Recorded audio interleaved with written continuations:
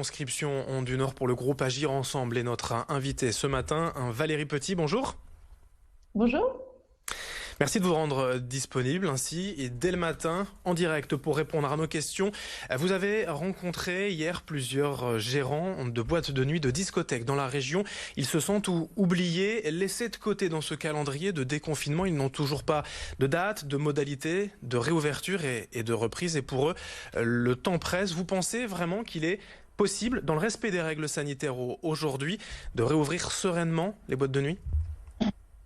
Alors oui, j'ai été sollicitée par les patrons de discothèques. Ça fait longtemps qu'ils se mobilisent. Il y a une pétition en ligne qui a été lancée, notamment par le patron du network, pour ceux qui connaissent un petit peu la nuit lilloise. Il y a urgence économique parce que on estime que la moitié des établissements peuvent disparaître là dans les prochaines semaines. Et puis il y a urgence sanitaire parce que du fait de la fermeture des discothèques, se développent de plus en plus des soirées ou des lieux privés où là, pour le coup, on ne respecte aucun geste barrière et donc on met en danger la santé de nos concitoyens. Donc, urgence économique, urgence sanitaire, je les ai reçus ce lundi, mais ça fait déjà plusieurs semaines qu'à l'Assemblée, on travaille, y compris avec les syndicats de la profession qui ont fait des propositions très concrètes avec des protocoles pour pouvoir justement réouvrir les discothèques dans les conditions de sécurité exigées.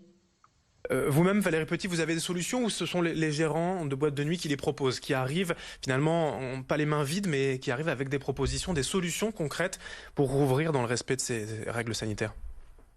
Alors, vous savez, moi, je suis quelqu'un qui est pour donner de la responsabilité, de la liberté aux chefs d'entreprise. Donc, c'est eux qui savent comment fonctionne une boîte de nuit, comment la faire fonctionner dans le respect des gestes barrières. C'est eux qui savent. Nous, notre rôle, notamment aux députés, c'est d'aller convaincre les ministres, et il se trouve qu'il y en a 4 qui sont concernés, c'est pour ça que ça prend beaucoup de temps, cette décision, de les écouter et de leur faire confiance. Donc moi, mon travail, c'est plutôt de faire l'aller-retour entre les membres du gouvernement et les acteurs du monde de la nuit. Moi, je suis convaincue que ce qu'ils proposent est tout à fait crédible. Ça fait des semaines qu'on travaille avec eux sur les protocoles. Et alors, on pourra peut-être en parler, mais il s'agit surtout pour les boîtes de nuit d'aménager les pistes de danse. Parce qu'en fait, évidemment, on ne peut pas réouvrir et retrouver la discothèque qu'on a connue, où on est proches les uns des autres. Et c'est ça qu'on apprécie dans les discothèques, en plus de la bonne musique. Mais c'est trouver, pendant cette période de transition, de quoi faire un petit peu de chiffre d'affaires, faire fonctionner les établissements. Donc, en aménageant les pistes avec des tables, des espaces privés, où on peut venir en groupe, ou bien sûr on donne ses coordonnées via Stop Covid, ou en laissant ses coordonnées au cas où il y aurait un risque de contagion. Mais donc on peut faire fonctionner dans des conditions optimales sur le plan sanitaire, pas les conditions normales, mais optimales sur le plan sanitaire, les discothèques. Et masque ou pas, puisque dans les bars ou les restaurants, on n'est pas obligé de porter un masque lorsqu'on est assis, mais dès que l'on se déplace vers le bar, vers les toilettes, il faut porter un masque. Là, dans les discothèques, ce serait le cas également ?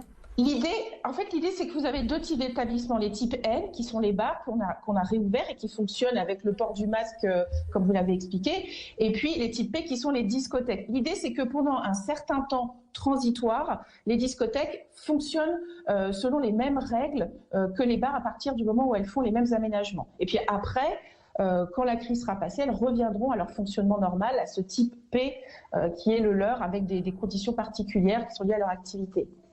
Oui, donc dans un premier temps, les discothèques ne seraient que des bars améliorés, pas forcément sans musique tard dans la nuit, mais juste un bar où l'on peut boire un verre. Étendue, mais en effet, c'est ce que je disais c'est une des discussions aussi qu'on avait avec les patrons de bars, c'est qu'il y a un autre enjeu derrière, qui est l'enjeu de réinventer la convivialité. Ils disaient des choses comme, vous savez, Madame la députée, les gens ils viennent ici pour draguer, comment ils vont faire s'ils peuvent plus s'approcher les uns des autres? On a commencé à réfléchir à comment on fait. En effet, pour séduire au temps du Covid, pour faire évoluer les rapports humains, prendre du bon temps, avoir de la convivialité, écouter de la bonne musique, mais avec de nouvelles façons d'interagir. C'est aussi un moment pour se réinventer pour les boîtes de nuit, mais il faut encore leur donner la liberté de le faire. Et c'est pourquoi on se mobilise avec mes collègues à l'Assemblée nationale. Valérie Petit, notre invitée députée du Nord pour la 9e circonscription du Nord. Vous avez donc rencontré, je le rappelle, des patrons de boîtes de nuit, de discothèques pour la réouverture. Juste une dernière question. Qui faut-il convaincre en fait ?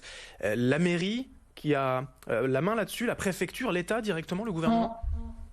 Alors il y a plusieurs interlocuteurs. Il y a d'abord les interlocuteurs ministériels, donc l'intérieur, la culture, la santé. C'est eux qui prennent la décision de réouvrir. Après, moi, j'ai aussi pris contact avec le président de la région, avec le préfet, pour que le préfet reçoive les patrons et les acteurs de la nuit, parce qu'on a un problème d'ordre public et de respect des règles sanitaires. C'est-à-dire que vous avez aujourd'hui, vous avez rue Royale à Lille, ça n'est pas respecté dans la rue, devant les bars. Là, on ne respecte pas la loi. Et ça, si vous voulez, non seulement ça met en jeu la santé de nos concitoyens, mais surtout, c'est de la concurrence déloyale pour les discothèques qui, elles, sont soumises à des règles strictes. Donc, il y a aussi à voir avec monsieur le préfet, voilà, le respect et des questions typiquement voilà, de police. Donc, j'ai aussi contacté à la mairie de Lille l'adjoint à la sécurité qui est en charge de ces questions. Donc, vous voyez, c'est plein d'acteurs et c'est à ça que sert le député. C'est mettre les acteurs économiques en lien avec les bons acteurs de l'État et les bons acteurs politiques. Et du coup, le calendrier possible pour une réouverture, vous l'espérez le plus vite possible ou il faudra quand même encore attendre quelques semaines? Nous, on espérait que ça réouvre la semaine prochaine. Mais malheureusement, le remaniement est passé par là. Donc, on va devoir à nouveau, avec mes collègues, faire le lien entre tous les nouveaux ministres. Mais on espère au plus tard dans une semaine. En tout cas, c'est ce à quoi tout le monde travaille collectivement. Merci Valérie Petit, députée de la 9e circonscription du Nord, donc pour avoir évoqué avec nous ce dossier des discothèques. Et bonne journée. Merci.